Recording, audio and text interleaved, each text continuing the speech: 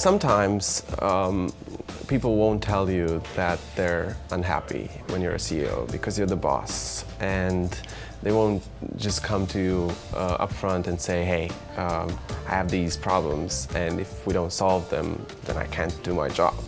I think one of the things you need to train a lot as a CEO is observe your team and your people and notice things that they're not telling you and try to address them before they become a big issue. Being a co-founder is amazing. It's new to me. This is the first startup I've ever worked in, and in comparison to any other job I've ever had, it's so incredibly rewarding and challenging. It's so amazing to actually build a company that is your baby in a certain extent, and it's so unlike any other job I've ever had. As a non-technical founder, it's really important, for the sake of being able to talk eloquently about your product, to be tech literate. So that means to understand the whole full suite of languages that people code in, to understand specifically why you've made the technical choices you have with your team and also as a company. Because also investors are going to expect you to be able to talk about those types of things.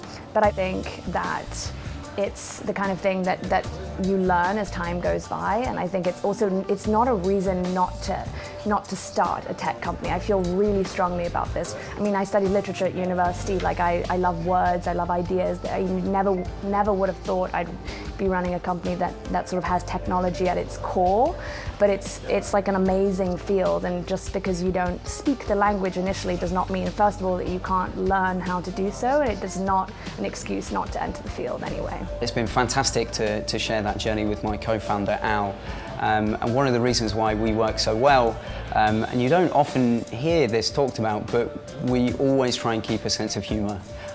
You know, there have been some real challenging times and some amazing times together, and I think the ability to laugh about stuff afterwards, you know, regardless if we disagree or not, has been so good for us, and it's made the journey, you know, really memorable, but so much easier that we can just have a laugh about stuff. Being a founder or a founding CEO is very tough. You have to think of everything and you have to cover every base, stuff that doesn't come naturally to you.